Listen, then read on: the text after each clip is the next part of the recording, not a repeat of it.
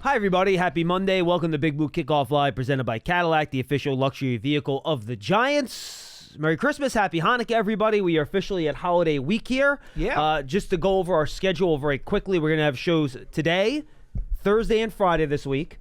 After Pearson really begged me to do a show on Christmas Eve, and I told him no, then Dom came to my office and said, I want to do this on Christmas Eve. But I had to tell both guys no. So we are not going to have a show tomorrow and Wednesday. I keep repeating the same joke. I'm sorry, listeners. I'm a dad now. That's what I do, apparently. Matt, speak up for yourself. No, he's fine. He doesn't have to speak up for himself. And then next week, you're just going to be off New Year's Day, but we're going to be live on New Year's Eve and Monday, Tuesday, Thursday, Friday. So that's what our holiday schedule is looking for the next 2 weeks. And I'm sure the Giants cannot wait for the holidays to get here, to get a little day away from all of this. Another very bad game. After getting blown out by the Ravens a week ago, they get blown out by the Falcons in this game 34-7. And Paul, I don't find the need to dive, and I've rewatched the game this morning on Coach's Tape because there's 3 games left. I've done every game, and I'm just going to do it the rest of the year because that's what we do on a Monday, right? But there is no deep analysis of this game. You can't turn the ball over 3 times and give up 14 points on offense. Mm-hmm. The Giants' offense outscored itself 14-7 in this game. They scored 7 points, and there were 2 pick sixes. Yes. Without the Falcons' offense taking the field, the Giants would have lost this game 14-7. I know. Now, one of those was not on Drew Lock. It was bad luck. Ball gets deflected, goes right to Judon, return for a touchdown. Right. First one by Jesse Bates obviously is, and then he got stripped sack, deep in the Giants' red zone, deep in their own territory. Luckily, Kyle Pitts literally decided to hand the ball back to the Giants on that out route. So they didn't give up a score on that one. But look, you can't give up 14 points that way and expect to win a game, especially with where the Giants are talent-wise in terms of all their injuries and just the way they've played this year. And that was really all she wrote in this game, Paul, to me. Yeah, I mean, scoreless first quarter, and then, a play or two early into the second, the Giants get a touchdown. And quite frankly, remember now, Atlanta had a missed field goal. Yep. And Tracy does a really good job of showing his previous receiver skills as he tiptoes inside the back of the end line. Locke scrambles to the left.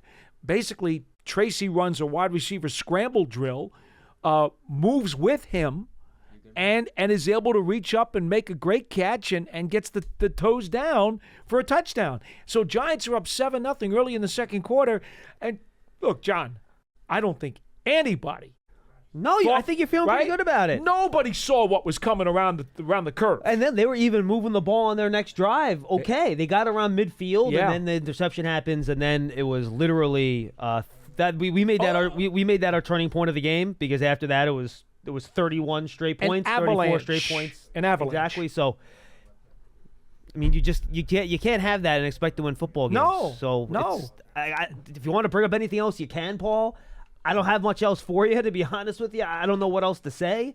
But obviously the quarterback play wasn't good enough. Drew Lock in this game finished 22 of 39, 210 yards, those 2 picks, and the fumble. He had the 1 touchdown. Again, he racked up some yards on a late drive, which, by the way, even more annoying on that drive, the procedural penalties. I know. Evan, you had 3 false starts in this game. Yes. You had 2 illegal shifts from Malik Neighbors, which, by the way, I'm curious to see what the reasons were for those 2 illegal shifts. Was it that he was going towards the line of scrimmage at the snap, or was it that there were 2 guys moving at once, so he had to stop and set? I'm not sure on those 2 what the rules were. Whichever rule that they enforced is, you can't keep doing that.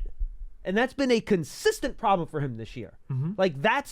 Look, you're going to have offensive holding penalties. That happens sometimes, right? That's the league. You're going to have holds. It happens. Sure. You get beat, you hold, whatever. You can live with those.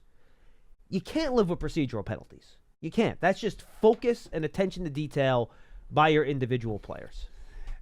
I think as the game was progressing and the snowball was getting bigger and bigger, rolling down the hill, you could just see how the steam was just taken out of the team, whether it be on the field or on the sideline. Yeah, and you can't let that happen. You can't let that happen. And at some point, what you're hoping for is that somebody or some unit is going to step up and stop the bleeding and say enough is enough, and you're going to pound your fist on the table and say, that's it. This stops now. and it just never happened. No. Now, the Falcons, of course, to their credit, and I know Michael Penix Jr. was in his first ever NFL start, and they were very conservative offensively. They threw a lot of short stuff for him. They had the running game going pretty well. Yep. Bijan Robinson did okay. He was effective. He had 2 really big-time throws on out routes, deep outs, where he Penix, just put lasers. But otherwise, he wasn't asked to do a ton. He didn't have to. They kind of asked him to manage the game. And I even said last night, that's what he did. After the game on the postgame show, I said to JC, I guess the defense did okay. But then they only did, 350 yards of offense for the Falcons in this game, give or take? 330? 329. Yeah. But then I thought about it. I'm like, hold on a second. They didn't have to do anything. No. So if the Falcons wanted to put the pedal to the metal, would they have gained more yards? I don't know the answer to that, but when you give up the 14 points and it's 24-7, a couple plays into the third quarter, the Falcons offense does not have to put anything at risk here. You know what I mean? Atlanta was 8 of 14 on third downs. Exactly. And that's not what you want. No, not good. Okay? Not good. So there's really not a whole lot to say about this game except all around it was a massive disappointment in every way, shape, and form. And I think the thing that also troubled me a little bit, John, I'll be honest, 2 quarterback hits. Not that Penix was dropping back. I think he threw 27 passes. 28 passes, yeah, but only right? 2 quarterback hits is not enough. But only 2 quarterback hits. Pass rush was non-existent. I agree with that. And I know that the Giants' defensive line's depleted. I do understand that. Yeah, but Burns and Thibodeau are still out there. Burns and Thibodeau are still out there. And, And Burns was playing hurt. I know that, but I've seen more pressure the last couple of weeks even than I saw yesterday. I agree with that. And the first one of those pressures came on the first play of the game. Yes. When Thibodeau beat a tight end on a play-action pass. And then the other pressure, or quarterback hit, I shouldn't say pressure, the other quarterback hit. Yeah, Moorsau had one. Yeah, when Michael Penix basically dragged him for 3 yards as he threw the ball away. And I don't believe that the Falcons' offensive line is so great that they should have been able to stone these guys. I would call them, that disappointed me. I would call them a top 10 offensive line group, though. I think their offensive line is pretty good. Pretty good, but not. I don't know. Top 10 might be pushing it a tad, but they're upper half for sure. They aren't the '90s Cowboys. No, is your point? No, correct. Or the Giants' offensive lines from the 2007. And I whatever. think that I saw enough the last 2 or 3 weeks from the Giants, even though the sack numbers have been down. I thought they've been getting some pressure still. Yeah. And they didn't get them yesterday. And again, really. I think some of that is game flow, right? You can run a lot of play-action passes. No you don't doubt. have to do long dropbacks. But no, I agree with you. The pass protection, the pass rush was not good enough. So Tyrone Tracy had a lot of issues with blitz pickup in the first half of that game. Kane Ellis looked like, who was the big linebacker for the Falcons in the 90s? Tuttle? Was that the middle linebacker? Tuggle. Jesse Tuggle. That's right. Jesse Tuggle. He looked like Jesse Tuggle out there, throwing people around and blitzing. It was crazy. So, I thought he looked really good. I thought, aside from the defensive pass interference penalty, which I think was really unnecessary, I thought Deonte Banks looked pretty good in his return. I thought he covered okay. He had 2 breakups that were really nice, too. Unfortunately, again, one of the constant things we talk about with him.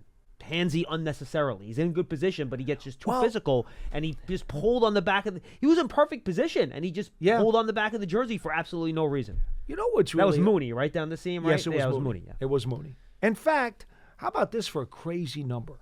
And to some degree, it won't surprise you too much because the Falcons did not really take many risks. It was a very methodical, controlled game plan. Only one 20-yard play. That's it. I know. One. I know. Now the Giants. Mooney had a 22-yard catch. That's it. Giants didn't have any until the last drive when they got 2 of them. So, but that's been a problem, right? Yeah. No, you're right. The Giants' defense, even on days when they played pretty well, have given up 4, 5, 6 20-plus yard plays. And they only took 2 shots down the field, the Falcons, right? So they took it was the one on the defensive pass interference penalty. Right. There was another one that they overthrew on a deep post. Yeah. Those are the only 2 that I remember. You had the deep out to Mooney for 22, but that's not like a downfield shot. Okay, you know what I mean? So I was counting that. If you count the deep out, 20. it's 3. That's fair. Yes. Yeah. So I agree with you there. I don't got a ton. They did a good job of preventing big plays in the run game. Bijan Robinson averaged over 4 yards a carry, but it was reasonable. I think he only had 1 or 2 runs of over 10 yards. Yeah. So I thought they did an okay job containing that. And when he gets by the first tackler, that entire stadium erupts for him because yeah. they know he's the potential for a big play. And every time it would happen, the crowd would start to roar, and then all of a sudden, they get all quiet because the Giants converged. Yeah, usually they did a good job in that regard. And if you watch Carl Banks on Strategy last week, he saw a lot of plays where he's running over defensive backs. Giants DBs did a good job of bringing him down when they could. So just a couple of big picture things, Paul, here that I want to touch on real fast before we get to your calls. And we went back to the old phone system because I tested it a couple days last week. It's working? And it sounded okay. And I tested it again this morning, and it sounded okay. Wait a minute. You're telling me the man from the communications company mysteriously came in here and fixed it?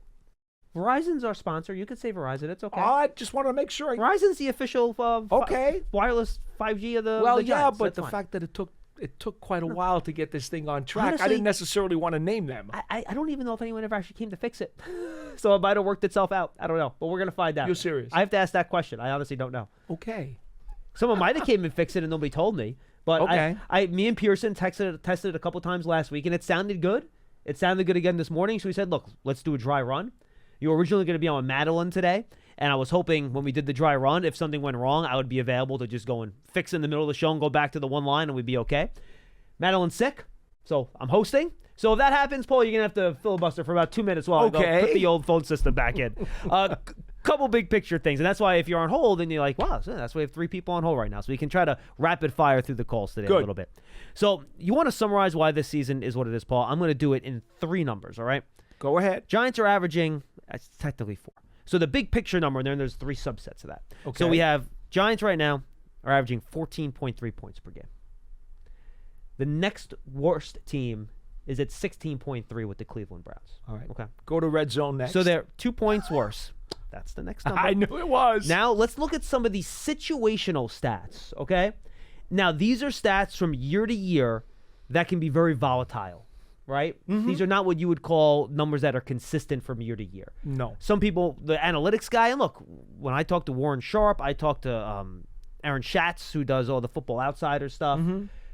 This is stuff that they put into the quote-unquote luck category, for lack of a better term, but it's stuff that usually is not stable over time. The reason for that, I believe, is because of the way the rotating schedule goes, and you're constantly rotating divisions. You don't have a ton of the same opponents outside of your own division. Well, that, and there just aren't as many plays, right? The sample's a lot smaller. You have what? True. 10 third down plays a game? But there'll be like one year you'll get a much tougher schedule. Like next year the matchups are going to be a lot different, so those numbers vary. For example, like your red zone and your third down will eventually go to your mean of what your overall offense is, right? Generally speaking. Now, there are exceptions to the rule, and that, like, Patrick Mahomes is the ultimate exception to the rule. His third down ability is just ridiculously off the charts. So there are exceptions. Yes. But for the most part, this is stuff that's very volatile. And a lot of this stuff is what's really killed the Giants season. Now, that's not excusing it by any means. It is what it is. We know how bad it is, folks, guys.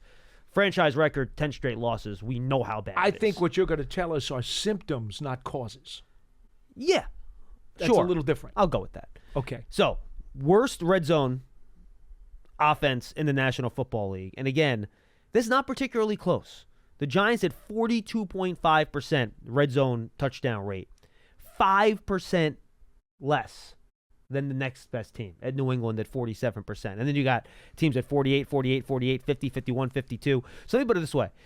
The Giants are 5% away from New England. If New England jumped 5%, they would jump all the way to 22nd in the league. Okay? Wow. So there's a big gap between the Giants and the next group. All right? So that's number 1. Number 2, third downs.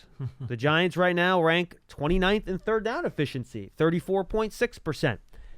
Hard to move the ball and sustain drives when you can't convert third downs. And I went through a JC last night. Yesterday, it was not a bunch of third and longs. No. 3rd and 4, 3rd and 6. There were a couple of them in there, but there was a lot of reasonable third downs that the Giants could not convert. To talk about the one drive that they were able to execute, the 14-play, 70-yard touchdown drive, there were only 2 third downs, and they were both short. Correct. And they actually ran the ball really well on that drive, too. One of the reasons they was able to do that. All right, and then the third number and the third sub-number, I think you know where I'm going with this one. Oh, I know. The Giants are now -10 in turnover ratio. That is a year after they were, I believe, plus 12 last year. Yep. So they've almost flipped that on its head, and they have 2 more games to get there. So they might be able to turn that into a complete 180 there. The Giants have still not won the turnover battle in any individual game this year. They've been even in a bunch. Those are the 2 games that they've won. They were even in those 2 games. Although I think they were even in 3 or 4 of their games. Then in every game you're negative, and just keep in mind, folks, if you're negative, you're looking at a 30% win rate at best. It's probably even lower than that. It's probably closer to 25 to 20%. Call up Tom Coughlin. He'll tell you exactly what it is. That's what the numbers show you. So they're right now a -10. That is 5th worst in the league. And you will not be surprised by the teams that are worse than the Giants. And I'll even take the one team that's ahead of them. So the Patriots are -9. They're 1 ahead of the Giants. One of the worst. They have 3 wins, correct? 3 wins. Tennessee, -15. How many wins do they have? Oh, yeah. 3 wins. Yeah. Jacksonville Jaguars, -15. How many wins they have? 3 wins. Oh, who's next? The Las Vegas Raiders, -17. You know how many wins the Las Vegas Raiders have? 3. 3 wins. And then, Cleveland Browns, -18. Hey, Paul, how many wins do the Cleveland Browns have? Today. 3 wins. It's so not a coincidence, you folks. want to take? It is not a coincidence. You want to take why this is what it is here? And if you look at total giveaways, the Giants are 21st in the league, and they just don't have any takeaways. Takeaway-wise, they have tied for the 3rd fewest takeaways with New England and Cleveland, shocking, and Las Vegas and Jacksonville have the fewest takeaways. Again, yes. not a surprise. So yes. If you want to take it all and put it into a bundle as to why this is what it is this year, and notice I did not mention offensive line play, because I would not put that necessarily. Has it been perfect? No. But has it been what's debilitated them this year? And, of course, you've quarterback play obviously is a number 1 here. Daniel Jones was not good enough when he played, and since then it's just been guys in and out of the lineup, and no one's been good enough. So, and by the way, Drew Lock's getting an MRI on his shoulder. Yes, I was about to bring that up. So we'll see. It's throwing shoulder, by the way. Micah McFadden's getting looked at. We'll find out about him. Did I also hear Dable? He kind of cut out on my end. McFadden had a stinger, by the way. Yes, he had a stinger. Tracy, did he say he re-aggravated the ankle a little bit? Tracy and who was the other one? 2 guys Flott? aggravated an ankle. Was it Flott? No. Oh, wait. It was Tracy and somebody else. I have it. I got it on my notes. Hold on. Look at your notes. Go ahead. It was Tracy and somebody else. All right, we're going to get to your calls here while Paul looks that up at 201-939-4513. Go check out the Giants Huddle podcast. What's up there right now? We have the rapid reaction. That's right. It was Madeline and O'Hara yesterday, and it is, John Michael Smith's aggravated his ankle injury. Yep. And Tracy. He had a stinger. Did he have an ankle JMS from a couple weeks before that? I don't remember that. I believe he did. Yeah, maybe. I think he got rolled up like 4 weeks ago. He came back from that. Then it was the neck. I lose track. There's just too many darn injuries. So, Giants Huddle Podcast, Giants.com/podcast, Giants mobile app, or just search for Giants Huddle or Giants Podcast Network on your favorite podcast platform. This week, we're not going to do a ton in terms of official huddles. We'll have our normal Friday show. I'll get a player again. Last week's, by the way, if you guys want to listen to it, I did Drew Lock. We talked I had one question about the game, one question about him. Then the other 8 minutes or so was all about the young players on the team. So as a guy that's been in a lot of different places, I had him kind of talk about the young players and what he thought about them from he's their teammate, but a guy that's been on other teams and have been around other really good players. So trying to get a feel. We talked about Tracy, Neighbors, Theo Johnson, John Michael Schmitz, Jalen Hyatt. So check that out. I think you actually will enjoy some of the nuggets that Drew Lock gives you on some of the young guys. And he's very thoughtful. Very well spoken. Yes. So just go check that out. I think it's worth it. We're going to have Giants Hangout pop up tomorrow morning, I believe, on the Giants Hangout, or this afternoon. I know Pearson's working on that now. And then draft season will pop up on Thursday this week. So we'll review all of the college football playoff games, which were huge duds over the weekend. None of them were competitive. Yikes. Wow. Not great, Bob. And then we'll look ahead to the next round, which will take place on New Year's Eve and New Year's Day. And then the following week, draft season, we're going to record on Thursday after those games get played. So it's going to be a little bit later in the week so we can react to the second round of the college football playoffs. All right, 201-939-4513. Let's do this, everybody. Wilson in Roxbury. Wilson, you keep telling me you're going to stop calling up, but you keep calling in. What's up, brother? Hey, listen, I didn't call for 2 weeks. Hey, nah, it's all good, dude. What's up, man? How are you? Happy holidays. Yeah, you too, Wilson. Merry Christmas, my friend. Can you listen? I didn't call for 2 weeks. I know I called the radio. But real quick, I was actually going to go and say hi to you to Tommy's Tavern. I told my brother-in-law and my brother, because my brother-in-law told me, and I to my brother-in-law, I said, man, Jenny doesn't want to see me. And not the way this season. Hey, Wilson, we are going to be there again. I would love for you to come down. We're going to be there pregame for the Eagles game, the final game of the year. I would love for you to come by. You can ask a question live, so you can see the horrible look on my face as I listen to your questions. It'll be great. I just say it's been such a rough year, Johnny. I said, man, I don't think Johnny has. No, I would love to see you. No, Wilson, if you fit it into your schedule, come on down Of course I will. on the Sunday of the Eagles game. I'd love to see you. I have my doubts, Johnny. I'm not going to lie to you. I said, it's been such a rough year. I want to see Casillas and you do the big hug. That's what I want to see. Okay, fine. Hey, there you go. I'll be there. Well, thank you for the. It'll be my pleasure, Johnny. I would love to see it. Thank you. Hey, Johnny, listen real quick. You know what? A couple of things. Number one is the hell will freeze over before John Mara lets Shedeur Sanders be the face of his franchise. I don't know what these people outside are thinking. Why do you say that, Wilson? Because he's not that. Because he's not that player with everything that comes around him. It's not John Mara's way, Johnny. You know that, Johnny. It's not, And look, Wilson, I'll be honest with you. All I know. No, I get it. Wilson, all I'm saying is that all I know about Shedeur Sanders as a person is what's been reported about him. There was a couple comments about when the guys transferred out and they complained about his dad, and then he went back at him. Didn't love that. So I've seen some of that stuff, but as a person, I don't have a really good feel for him. So I don't know if some of those, I think they need to figure that out. The kid. No, I'm not talking about, I don't know the kid. No, I'm just saying it's because everything that surrounds the situation, with Deion Sanders and, with his father. I don't think the Giants are very low-key, Johnny, and that's not Wilson, I get that, but here's the thing. I think if somebody goes to John Mara and they say, hey, JKM, we think we think Shedeur Sanders is going to be the next Eli Manning and make your team win games for 15 years. I don't think he's going to care about that stuff, to be honest with you. Oh, okay. I'm just saying from watching the Giants for 45 years, it doesn't look like a player that John Mara would want him, to be the face of the franchise. But you know what? Hey, listen, maybe I'm wrong. Wilson, I know this. What I know. Whenever they bring these quarterbacks in, I'm sure they are going to sit down with ownership, both John Mara and Steve Tisch, and they're going to have those conversations.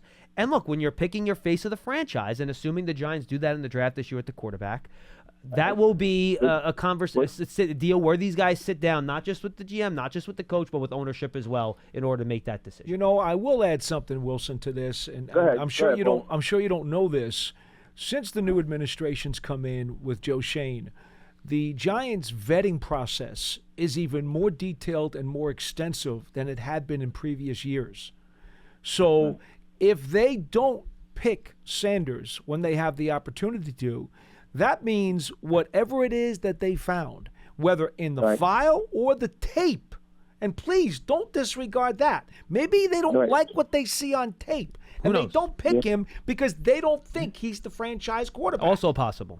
And the only thing about John Mara, though, that he's saying that obviously he's a part of what's going on for a long time now. But one thing you can say is he has tried. He has tried to do the right thing and to make changes. And obviously, it's like when you're picking up front office and head coaches and coaches in general, it's also like a draft, It's also a crapshoot. You don't know. You can have a great interview, but you don't know. But let's put it this way, Johnny and Paulie. It's a lot of stuff. In 2 weeks, man, you guys are gonna have a busy show for a lot of reasons, Johnny. And hopefully I can be a part of calling. But Johnny, listen. Forget about the draft or not. You know, and you know too, Paulie. There's a lot of more stuff that's got to be sorted out. Unfortunately, and it's gonna be in 2 weeks. We're gonna know. So I just wanted to say that, and like I said again, happy Merry Christmas, Happy New Year to you guys, and I'll see you, Johnny, in 2 weeks. And Tommy, and thank you for the invitation, man. But like I said, Johnny, I just don't see I don't see a light at the end of the tunnel after this year, John. No, Wilson, Wilson, have a merry. I get you. It's the last they've lost a franchise record 10 straight games. I mean, there's no getting around that. No, there's no getting around it. And look, John Mara is going to make whatever decision, and Steve Tisch, they are going to make whatever decision they're going to make after the season. At this point, whatever decision they make, you understand where they're coming from on it, and we'll see what decision is made, and we'll move on from there. It goes without saying, and you guys watched the game on television yesterday, those of you who did not go to Atlanta, you saw the shot of John Mara in the luxury suite at the stadium. This is killing him. It's absolutely gutting him and his family, something fierce. And I'm sure it's doing the same to the Tisch family. They're not on no camera, question. and it's doing it to them. No, but I don't know if they were on camera. No, they weren't. No. But that's why I wanted to make sure that fans understand that. Please do. Yes, correct. All right, so my point is, this is absolutely horrific to the entire ownership of this franchise. If anybody out there actually believes for a second that they don't want to turn this around, you're sadly mistaken. And I don't think anyone thinks that. Nobody's a glutton for punishment. Nobody wants this to continue. And again, they'll make their decision, and we'll see what that decision is. And exactly. Again, we know where we're at, and it's not a great place. All right, let's go to Joe in Florida. Joe, what's going on, pal? Hi, Merry Christmas, guys. I You too, Joe. appreciate your show. Thank you for calling in. What do you got for us? Well, I've been a Giant fan for over 50 years, and this is worse than the Pisarcik years. I used to go to training camp, Pace College year after year. It's horrible. It's horrendous. He's got a clean house, and I really feel that the big mistake that Mara made was not hiring Brian Flores as the coach. I think that would have been a difference right there. Well, Joe, look, we know Brian Flores is a really good defensive coordinator.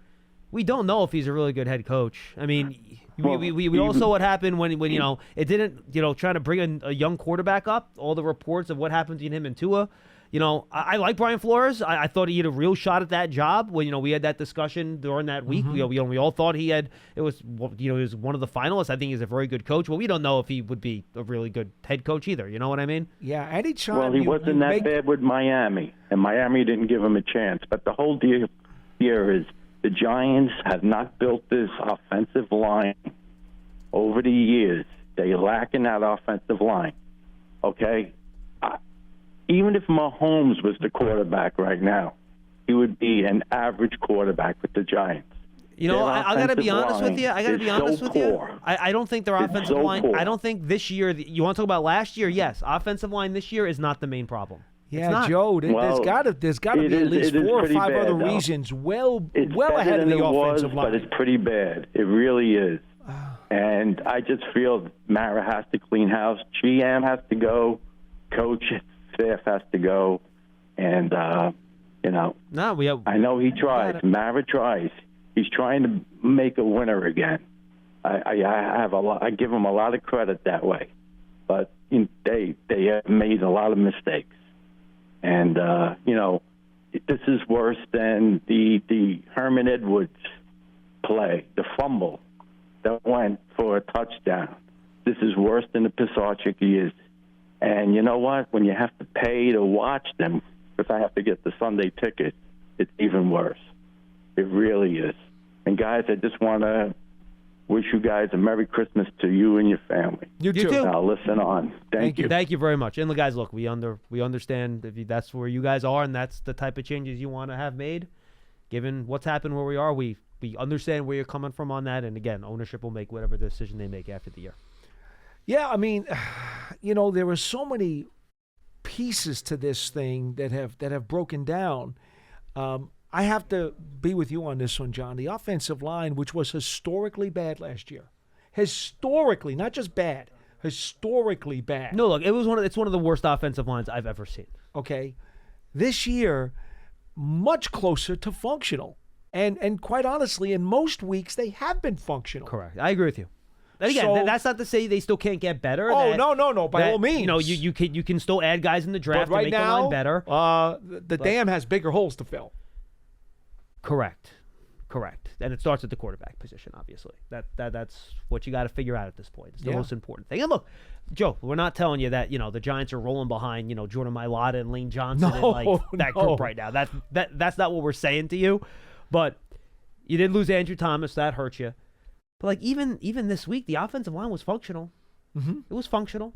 They got a couple sacks in there, but it was functional. You're never gonna have perfect protection. You know what I mean? No. So, look, again, the offensive line's never fixed, and we're not telling you it's fixed. You always got to keep working on it. You got to keep drafting. You got to keep restocking the shelves. Greg Van Roten's a free agent after this year. You got to figure that out. Jermaine Illuminor's just got 1 year left on his contract. You got to figure that out. So, yes, it can get better, but that is definitely not top 3 things that I would say is the reason for the Giants' downfall this year. Maybe not even top 5. I mean, I'll say this to you.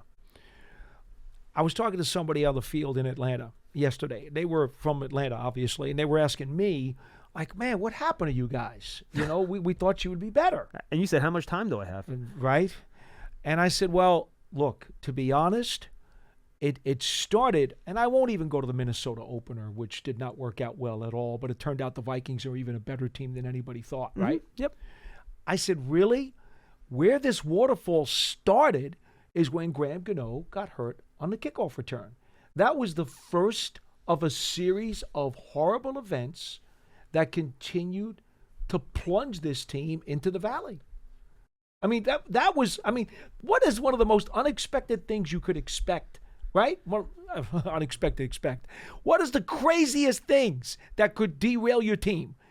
Okay, week 2, your kicker on the opening kickoff pulls a hamstring when that's not even his injury, right? Yeah, look, I know what you're saying. It started it, and then it just went downhill. Right, but I think you're at the point now where you've lost 10 straight. You have the second worst point differential in the league, right? The Panthers at minus 167. The Giants are second worst at minus 142, right? At this point, it's beyond just looking at a couple of moments. Oh, no. Right. I'm saying that's where it started. Correct, yes. Yes, that's correct. The injury to Gano, we should have known right then that, this is a bad omen, because it started there, and then as things continued to pile up and get worse and worse, then I think it's fair to say, John, play deteriorated as the season wore on. That is correct, and it has not gotten better. Now, injuries have mounted in some areas now. And that's part of it. The problem is that this week, though, they got healthier. Your whole secondary back this week. You had Nacho back this week. You had your whole offensive line minus Andrew Thomas back this week. Well, no Runyon. No. And Theo Johnson still not. But look, everyone has injuries this time of year. It's not just the Giants. But play did deteriorate as the season wore on. You have to play better. And that's not to be ignored. Right. Okay? That is not to be ignored. But I just didn't want fans to call in and say, Paul blamed the season on Graham Gano. Well, you know how people are. I know. That's why Don't do that. I just wanted to make sure. I knew what you were saying. I just wanted to clarify it for the folks. I thank you. No problem. Let's go to Jason in New Haven. Hi, Jason. By the way, the phones sound pretty good, right? I'm amazed. Dom, you're happy Not with the only phones? have we got we've had all 3 lines come up, right? Yeah. Well, this is the third one. This is the third line. Jason. All right. Fingers crossed. What's up, buddy? Hey, what's up, fellas? Oh, sounds clean, baby. What do you got, Jay? Good, man. I haven't talked to you guys in a while. Just want to say happy holidays. You too. You too, happy man. Happy Kwanzaa, Merry Christmas to whatever everybody celebrates. And happy thanks for taking Hanukkah my as well. call. Hanukkah lines up with Christmas this year. So whatever you guys out there celebrate, happy holidays to everybody out there. Yeah, so I haven't called in a few weeks just because, usually I try to call, and at the beginning of the season, I try to remain optimistic because I know playing football, especially NFL, it's a hard job, whether you're coaching it, whether you're the GM, upper management, players on down to the kitchen staff. I'm sure everybody's doing their best. So, but here's my problem. And I'm not one of those fans that's mad. I'm kind of apathetic. I don't know if that's the word, apathetic. And by the way, Jason, if you were mad, that's okay too. I get that. But, some fans call and scream and yell, and I'm more apathetic at this point just because the season just has went to crap. But here's what I'll say. Me personally, I'm not one to call for people's jobs at all because this is people's livelihood. It's how they feed their families. But I will say I'm starting to me, Dable is losing a little bit of his luster. And let me try to explain why. So outside of because I think we're going to get the number 1 pick. And to me, you guys may disagree, and that's fine. But to me, the last few weeks where players have been hurt, no doubt about it. Dexter had the elbow injury. I'm sure that was a big injury. Theo Johnson, I think, broke his foot. I'm not sure about Bobby. Other players have been hurt or whatever. Mm-hmm. Me personally, I think if we were in somewhat playoff contention, I think a lot of those players would have been playing. That's just my opinion. So to me, And I know people are going to say, well, tanking, you don't tank in NFL. You can't tank. It's too hard to tank. People playing for their jobs. But to me as a fan, is looking as if such, because yesterday when they had the camera on Maurer, and I may be looking into things too much, he didn't seem too. It's kind of like he was. I don't want to speak for him, but it just seemed like he wasn't. Of course, he was disappointed, but it didn't seem like he was very angry. It just seemed like he was just kind of like, Jason, okay, I this got to is what stop it is. you. I got to stop you I'm there. gonna have to disagree with you on that one, my man. We've seen this man on a daily basis. We know what that look translates to. Yeah, what the face is. It was not it happy was face. not good. All right, and by the way, Jason, just so you understand, like Dexter Lawrence's arm was in a sling. Like, Yes. No, right, like he could not have played. Andrew Thomas had surgery. He could not have played. Bobby Right. Okereke is not a guy that would check out if the season was still going. So, and those are really the only guys. Everyone else has come back. So if if they were really to your point, not trying to win games, Cordell Flott wouldn't have played this week. Deontay Banks wouldn't have played That's this right. week. Drew Phillips certainly, who had a shoulder, right? Drew Phillips. Yes, he did. So he would not have come back and by the played. way, he put a couple of big hits on guys He did. yesterday. Well, that's the way he plays. So a lot of these guys Jason Pinnock's banged up, that too. were banged up, and John Runyon was walking around in a boot the other day. I saw him walking around. So these guys, it's not like these guys would be able to play. Jason, they can't. And the fact that some of these guys that were, and Nacho came back, were nicked up and bruised up, and they have come back to play, I think shows you that that's exactly the opposite of what they're doing. Yeah. Okay. All right, that's fine. Like I said, I knew you was going to agree. That's fine. We all have our opinions. It's all good. But here's what I'll say about one particular person. I've been a Brian Dable supporter since day one, and I'm not calling for his job, so that's not what this call is about. But here's my thing. He's starting to lose a little luster with me. And I know people will say, well, the roster. We got injuries. And that's totally fair. But here's my question when I saw the game yesterday, because when I look at these games now, it's not so much, we could beat this team. It's more like, all right, I want to see some of these younger players and see what they're doing and how they're progressing.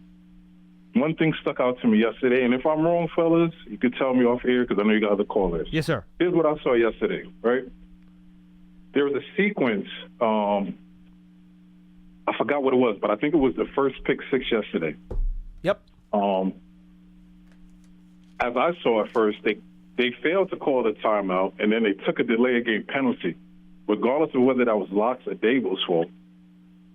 From what I saw, it looked like Dable was yelling at Locke through the headset. That's at least what it looked like. I don't know what was said. I'm just saying what it looked like to me. For so long that the next play, they got it so late that they barely got the snap off. I don't know if you guys remember the sequence. Yeah. Which is why Neighbors didn't get set before the snap, in my opinion. So the delay, just to make sure everybody's on the same page, 1st and 10 at the 50, delay a game. 1st and 15 at the 45, Robinson catches an 8-yard pass on a right rollout. Now it's 2nd down and 6, or 2nd and 7, 6.5, whatever it was. And that's the play where Locke even told us in the locker room. He said the problem was we weren't set, we weren't ready. I tried to rush it, and he clearly should not have thrown the pass. Right. And he knows Right. that. And to his credit, and I will tell you this, guys, to Drew Lock's credit, he was injured after, he got hurt in the game, hurt his shoulder. He plays the whole game, and then afterwards in the locker room, the trainers went to look at him for a while, and when he came back out, he told PR, he goes, look, let me just address the media now. And he's literally half undressed, and he stood there in front of his locker, and he took every question imaginable and took culpability for Right. all of the mistakes that he made, including that one. Said flat out, they rushed it, and he Right. should not have thrown the ball. He Right. knows it. So to me, and you're right, Paul. But to me, Locke didn't have time to look at the defense, and to me, that's when he threw that terrible pass right into coverage. Right. But I bring that up to say this: I'm not calling for Dable's job. I think he should get another year. But here's what I will say: to me, the last few weeks. Now, if teams are beating us because of talent, that's fine, and we have had injuries like you guys have discussed. But to me, some of these penalties and motion penalties, not getting a play in time, that to me is unexcusable. Like that to me, and you can't put everything on the head coach. I understand that, fellas, but that to me is unacceptable. When you're having a season this bad, okay, we've had the injuries with our two best players. Things haven't gone our way. But to me, you have to hone in on those kind of now, plays. Jason, Just and they're not disciplined plays. So no, I got you. I'll wrap it up because I know you got to you. go. But to me, I think he's going to get another year. But, boy, I'm telling you, he's really going to have to clean up some of these things I'm seeing, and this is my opinion, because these undisciplined plays, these motions, these flags that Neighbors is getting, it seems like I think he leads the league in like motion, some kind of penalty. That's because he never actually. But Jason, not good enough. But Jason, 100% agree. Appreciate the call. And look, the penalties the last holiday. 4 weeks. Thank you very much, Jason. Have been a huge problem. You're 1,000% right about that. I'll go back starting with the Atlanta game. 10 penalties, 85 yards. 6 penalties, 44 yards against the Ravens. 12 penalties, 112 yards against the Saints. And 13 penalties for 98 yards against the Dallas Cowboys on Thanksgiving. Can't have that. Can't win games that way. But I will say this, specifically to the procedural penalties that you're talking about, Jason. Correct. Undisciplined. Can't have it. Bob Pop asked Carl Banks about it during the game, and he goes, that's not coaching. That's the players. Mm-hmm. The players have to be and I'm going to go to Carl on this. They have to be locked in and disciplined. The most basic thing about playing wide receiver is knowing when you go in motion if you have to be set or not. You know, there's some plays if the only guy in motion, you could be in motion at the snap. Like, that's legal. But you can't be going towards the line of scrimmage, which Neighbors has been called for a couple times this year. If two guys were in motion, you have to stop before the play begins. You have to know the situation, know the rules. Now, could some of those have been caused by maybe not getting out of the huddle soon enough or stuff like that? I have to go back and look at them. I can't answer that question necessarily. But to me, the procedural stuff, that is a focused, discipline thing on the players. Trust me, the coaches are telling them the rules and telling them not to do this stuff. The 3 false start penalties for Evan Neal, that is individual focus and discipline. Yes, I guess there are ways to be more vociferous, to coach that out of the team, Paul, I suppose. But to me, at least, that is a player discipline thing, because I'm sure the coaches are telling them not to do that stuff. Yeah, I totally concur with that. But what I was going to do, and before I even look at it, you've got the chart up already. What do you need? Don't you think it's more than just a coincidence that the Giants have significantly moved up on the penalty chart over the course of the last 5 or 6 weeks as the team has snowballed further and further into the canyon? Yeah, probably. I would imagine. You know? Now, some of that could be because you've got some guys unfamiliar with each other, and you're deeper into the depth chart, and you have more and more guys who are now being forced into bigger roles, and the unity and the chemistry and the fabric isn't there. I'm not looking for an excuse for it, but what I'm saying is that could be part of the reason why, because I think the percentage of penalties has gone up significantly in the last month and a half. Look, Giants offense this year, offensive holding, they've had 20, 10th most in the league. They have had 20 false starts, 19th most in the league. 10 delay of games, that's the second most in the league. So the 20 false starts is 19th, so I guess that's the 14th most or whatever it is. They're right in the middle of the league in defensive pass interference. Illegal shift, 7th most in the league. Ineligible man downfield on a screen pass. We've had plenty of those. They are 25th in the league in that. With 7, so I'll be 8th most, I guess. So, look, too many penalties and too many of those. The false start, the delay of game, and the illegal shift stuff. Those are all where they're ranked towards the bottom of the league in those categories. And offsides too, right? That's discipline on offsides, not jumping offsides. They have the 5th most offsides penalties in the league too. So those are 5 pre-snap discipline-related penalties where guys just have to lock in and be more focused. They know they have to just be better pre-snap. Like those are mental penalties. Yes. Those are not physical penalties. Those are mental penalties. Correct. And every coach who has ever been in this league will tell you that mental errors are the worst of all. Yeah. They drive you Worst nuts. of all. You'll deal with a guy who physically can't necessarily make the tackle or make the cut or catch the other guy because he's too fast. You'll have to digest that somehow. But the stuff that's going wrong up here, that's not okay. That's not okay. And look, the last 2 years, the Giants have not been high in the numbers in terms of penalties per game. So You know They have not. You know Brian Dable knows how to run a tight ship that way, generally speaking, historically. So, but the last month, Jason, you're 100% right. It's been bad. It's been bad. And again, I'm wondering if a lot of this is just, we also talk about this with Sean O'Hara, and we used to talk about it with David Deal all the time when David was here. Shout out to him and the Memphis Tigers. Yeah, they were in a bowl game. Yeah, good for them. I think 2 losses only this year, right? 3 losses? They had a good season. Nice year. But the point being, especially the guys who were getting badly banged up during the year, so much of this is emotional and psychological.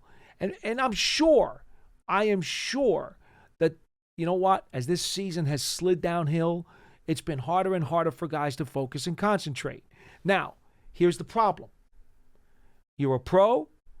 You're supposed to get ready for each and every week individually. You're not supposed to let that stuff snowball and impact your focus. It's your job as you prepare every week to make sure that come Sunday, no matter how many games you've lost in a row, that you're going to be on point. That's incumbent upon you. I'm with you. Right? That's on you. That's not on anybody else. So despite the factors that may have made it hard for these guys to get themselves cleaned up in that regard with penalties, it's still on them. They still need to do it, and they can't walk away from that. All right, let's go to Coach Marvin in Delaware. Coach, what's up? Merry Christmas, guys. You too, Coach. You too, Coach. These callers, they had some good points. I'm not going to say anybody's wrong. The team, I'm not going to say they're wrong. Everybody's making decisions. But y'all was just talking about the penalties. And, Paul, you guys, you hit it on the nose. Mental errors will cause me to yell at you. And coaching that's just the way it is. It sounds like they're thinking Dable is off hinges when he's yelling and screaming. Guess what? It's a yelling and screaming sport. You're walking around with helmets on. There's 60,000 people screaming. It's a yelling sport. Obviously, you're going to be yelling. And you go through so many different emotions. Being angry is one of them. Being mad is one of them. So you're going to go through those things. Now, these penalties, I had a disciplined team, but I had penalties, too. I tried to explain it to them. Sometimes you could say it. Sometimes I have to show them. And by the way, Coach, I think a big part of the penalties with the procedural stuff, I think that goes into being a really young team, too, right? Being such a young roster. Mm-hmm. I think that is some of the it's not an excuse. It's not an excuse. But I think it is, to your point, it is a part of the procedural issues. It's a part of it, and that's what I'm trying to say. It's a full picture, because penalties, to me, when I used to do it, I would take the ball and put it on the 2-yard line. And I let them see it on the 2-yard line and how far we got to go to the end zone. Then I'll say, guess what? We had a holding call. I said, Coach, mark off the 10. And I said, now look where we're at. I let them actually see it. Now, that's not going to keep them from holding. I got to teach them, but it does happen in the game. But these motion penalties, I usually put it on the player not being prepared. As John, you were saying, they pros. And I also would put it on my quarterback, because he's me when he's on the field. And I tell them that when they become my quarterback. Whatever's happening out there, I'm holding you responsible for it, because you got to play me on the field, because I'm not on the field. So when they get up on that in those formations, if I give you the play on time, you got to take it from there. No, Coach, you're right about that. That's what happened. Now, Coach, I will say this, too, though. On a couple of those illegal shift penalties, and I'll be honest, and Neighbors has been really good these last 3 weeks. He's had some really nice games. Many more good moments than bad moments. He's done a really nice job. That's true. But there are plays where he goes in motion, and it's not like the quarterback snaps it too quick. He'll get to the end of his motion, and instead of just stopping, he'll stutter. Right. He'll hesitate. He'll lean. He'll round it off. He'll round it off and start going towards the line of scrimmage, where he has plenty of time to actually come to a stop or not go to the line of scrimmage. But that's the type of attention to detail stuff that I think I was talking about. But yes, and that is on him, and I have seen that. One of you said he rounds it off. I did see him do that one time. A couple of times he rounded off when he went in motion. He drifts. Maybe he's not understanding it. I don't know. Yeah. But I would go back through that play every time, repeat it in practice every time until he gets it in his sleep. So when he's actually doing it, his body actually knows what he's supposed to be doing. And again, I think it's a good learning experience for him, Coach, right? Like, he does it now. He makes those mistakes now. I'd rather have him make those mistakes in a season where they've lost 9 or 10 straight then you get to a Yeah. point next year or the year after when you're, No doubt. you know, Right. fighting for a playoff spot and those things are happening. So hopefully the players that are doing this sort of stuff are taking the right lessons from it, and they're going to fix those issues moving forward. Well, they had a lot of changes this year. People are out, new people are in, and you know how many different quarterbacks they had out there playing. All these things play a role in it.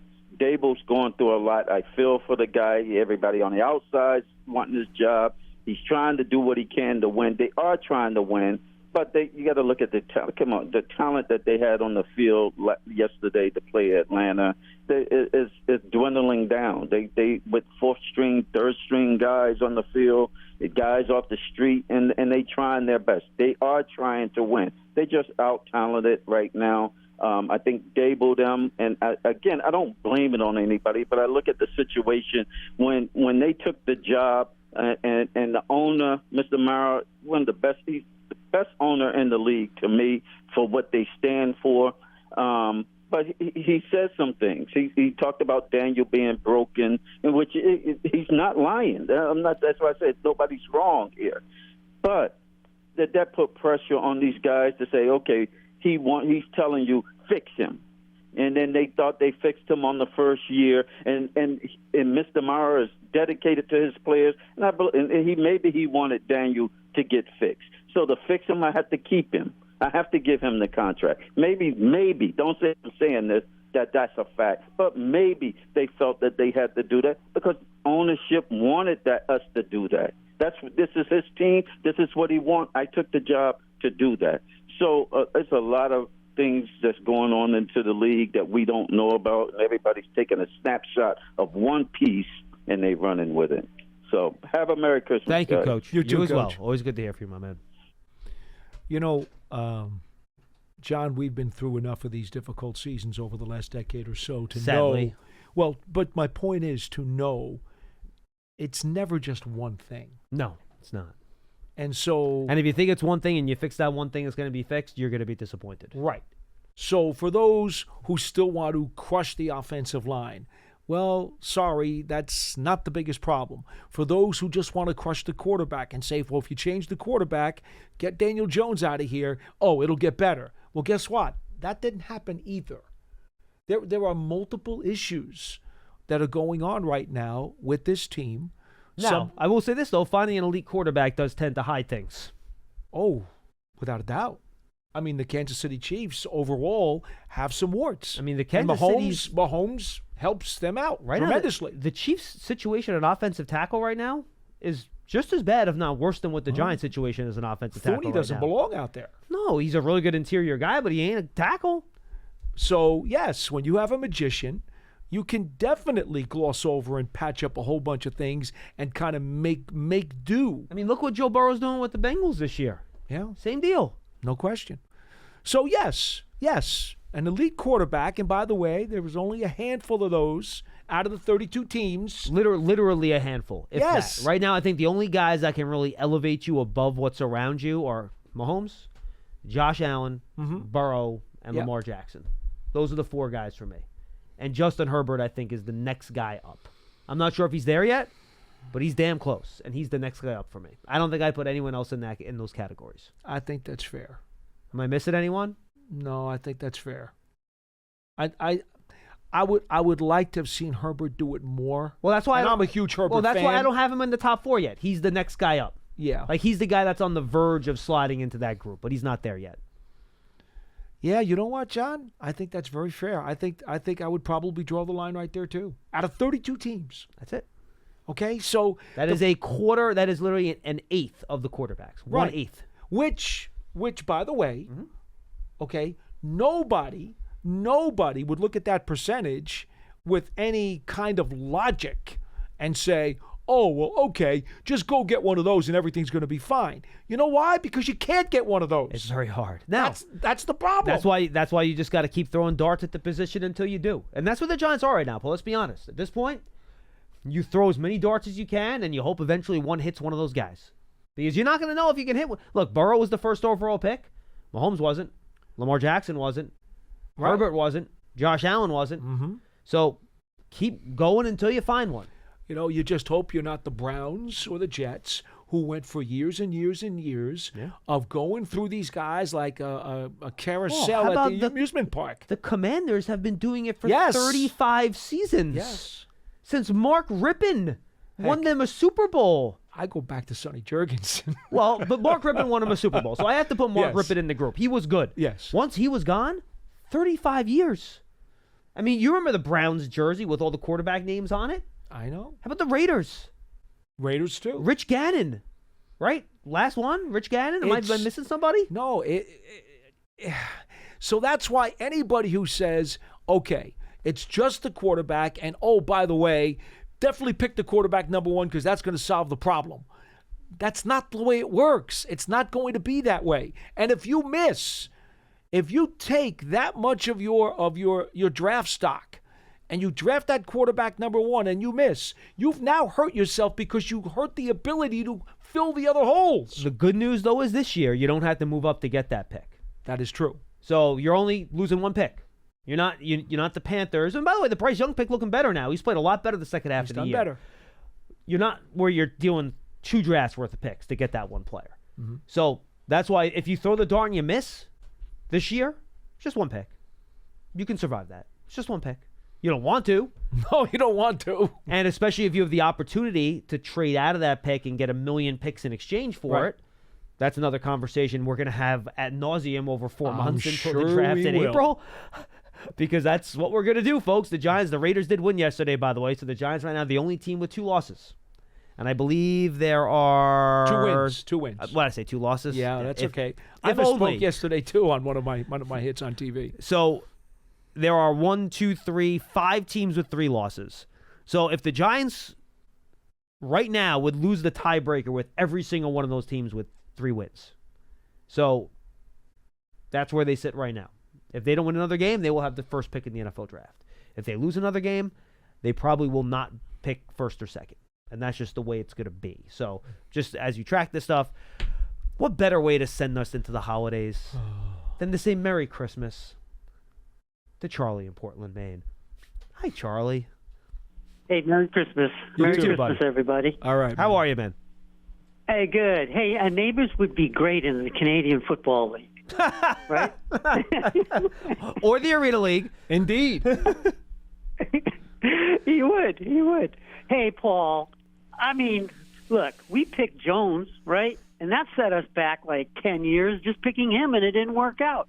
But look what happens when they pick a quarterback that is good, like Washington did. He won that game for him, even with 5 turnovers.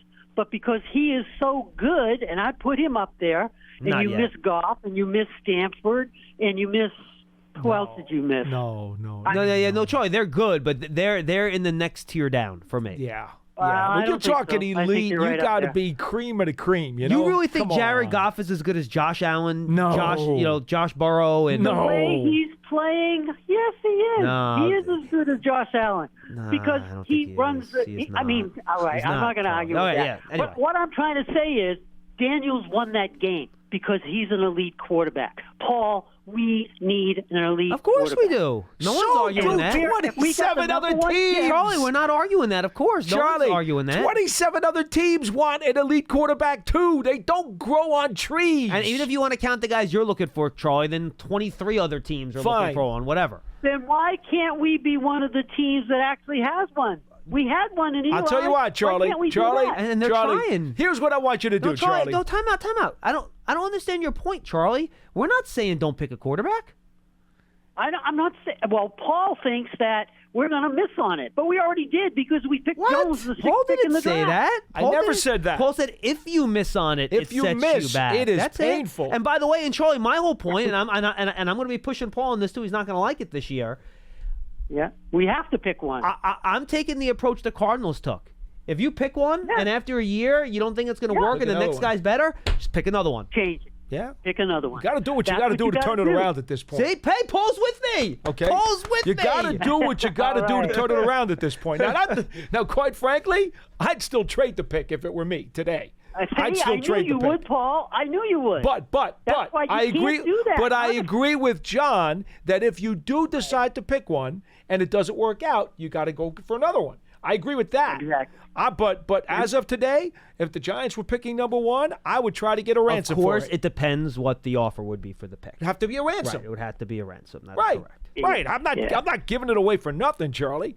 But I would much rather that you throw out one of your lobster traps up there off the shore of Maine and you go snag an elite quarterback and ship him down here in one of those freeze-dried boxes. Look, Paul, That's what I'd rather they you had do. 3 years. They never picked a quarterback. Well, They then never go drafted snare one in a one. lobster trap, would you please? Charlie, trust me, They Paul could've- would sign up for a elite quarterback in the draft tomorrow. I would. Tomorrow. All right. I would.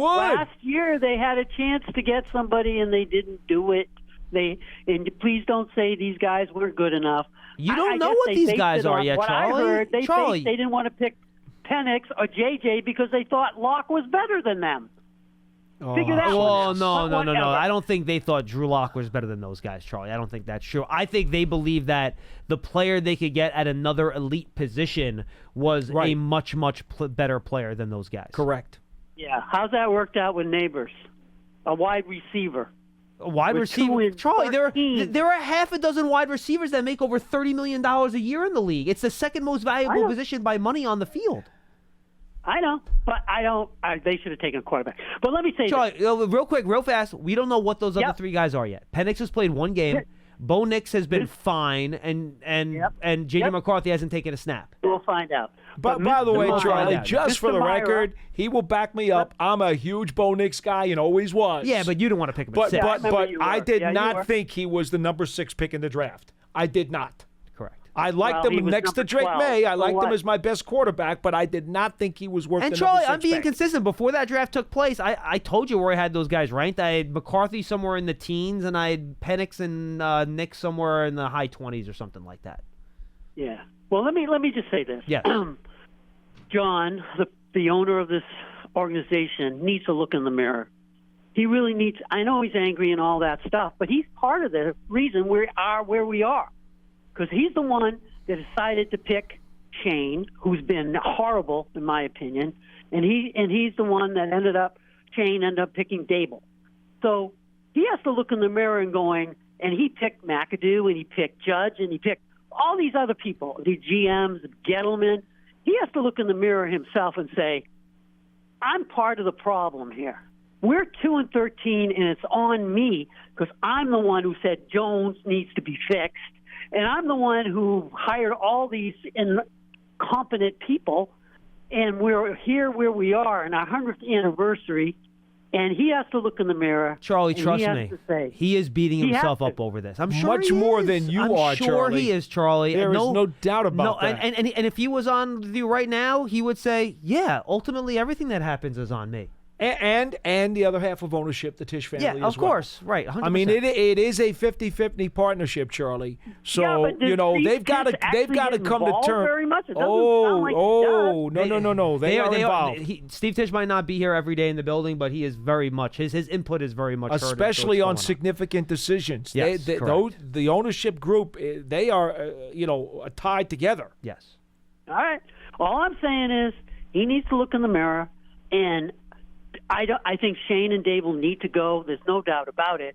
But I am not confident that John can pick a really good GM and that GM pick a real good coach. Well, I don't. Charlie, remember this too. And again, whatever decision ownership decides to make, they'll make. And with the season way that's gone, whatever they do, I think we all understand the reasoning for whatever decision they end up making.